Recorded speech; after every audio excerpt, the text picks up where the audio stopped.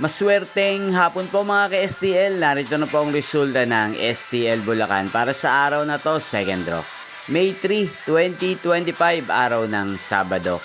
Naway ang mga natayan niyo pong mga numero kanina ay manalo nawa ngayong hapong ito, 4 PM. Kaya kunin niyo na po ang inyong mga tickets. Narito na po ang resulta. Ang mga numerong nanalo sa STL Bulacan ngayong hapong ito, May 3, 2025, 4 PM.